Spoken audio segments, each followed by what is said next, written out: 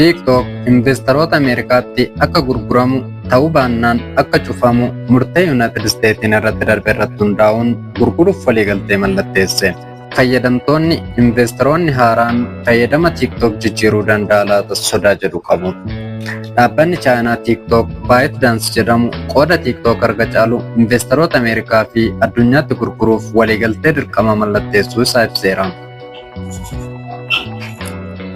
Dhaabbatichi tarkaanfii kana kan fudhate murtee pirezidaantii Yuunaayitid Isteet Doonaald Tiraamp waliigaltee dhimma TikTok irratti ta'u dura dhaabbatichaaf marsaa hedduuf yeroon kennamuufiin waliigaltee dirqamaa kana fudhachuun hoogganaan TikTok kamisa darbe hojjettootatti beeksise.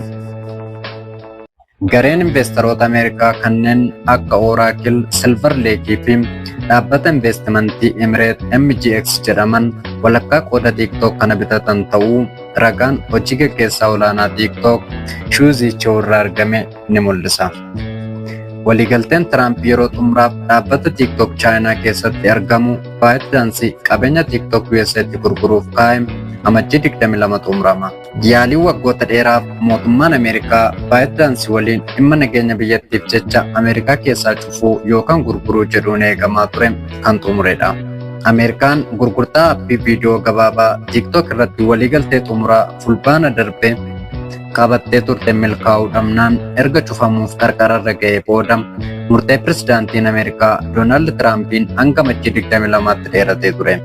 Manni murtii Ameerikaa yeroo dhaabbatichi murtee kana hin fudhanne TikTok akka cufamutti murteessus Tiraamp marsaa sadiif akka dheeratu taasisuun ni yaadatama. TikTok waliigalteen kun lammiileen Ameerikaa miliyoona 170 ol ta'an qaama hawaasaa addunyaa barbaachisaa ta'an waliin addunyaa carraa hedduun guutamte qorachuu akka itti fufan kan taasisu ta'uu hime.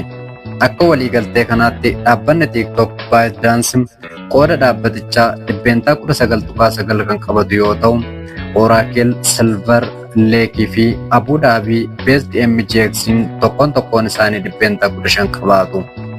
Dabalataanis harka 30.1 kan ta'u hidhata investoroota ByteDance waliin qabaniin kan qabamu ta'uu waliigaltee kana keessatti eeramuun ibsameera. White House kanaan dura deeggarsa Tiraamp Larry Ellison waliin kan hundeeffame Oracle'n akka qaama waliigaltee kanaatti algoritmii yaada TikTok ayyama akka argatu akeekee ture. Waliigalteen kun kan taasifame falmii fi harkifannaa hedduu hordofeeti. Jalqabarra bara 2024 bara aangoo pirezidaantii duraanii Ameerikaa Joo Baayiden Koongiresiin Ameerikaa seera aappiin kun yoo gurgurame malee yaaddoo nageenya biyyattiif akka dhorkamu baase. Seerri kun amajjii 20 bara 2025 irraa eegalee hojiirra oola jedhamee osoo eegamu Tiraamp garuu dhaabbaticha wajjin mari'achuuf waliigaltee san marsaa itti dabarsuun akka harkifatu ta'eera. Ji'a fulbaanaa keessa Tiraamp pirezidaantii Chaayinaa Xi Jinping waliin bilbilaan haasa'uu isaanii ibsuun waliigaltee kana raggaaseera jedhan. Hooggantoonni lamaan onkoloolessa keessa qaamaan erga wal arganii boodas egeree TikTok maal akka ta'u wanti ifa ta'e hin turre. Hireen aappii kanaa walxaxaa kan ta'e waldhabdee biyyoota lamaan gidduutti daldalaa fi dhimmoota biroo ilaalchisee itti fufee jirutu ture. Dhiyeenya kana waldhabdee sun salphachuu isaatiin amma Beejingii ayyama caasaa fi algoritmii kana raggaasisuu dandeesse. Miseensonni paartii Dimookiraatotaa waliigalticha kan qeeqan yoo ta'u, isaanis icciitii fayyadamtoota Ameerikaa eeguuf waan tokkollee akka hin hojjenne ibsan. Akka waliigaltee kanatti algoritmiin yaada kennu TikTok daataa fayyadamtoota Ameerikaa fayyadamuun irra deddeebiin kan kennamu yoo ta'u, humnoota alaatiif akka hin saaxilamne ni hojjeta. Kun dhuguma algoritmiin TikTok harka nageenya qabu keessa akka galchu mirkanaa'aa miti jedhu miseensi seenetii Ameerikaa Roo Waayidee kan yaada kennan. Fayyadamtoonni tokkos yaada investoroota haaraa dhufan irratti yaaddoo agarsiisaniiru.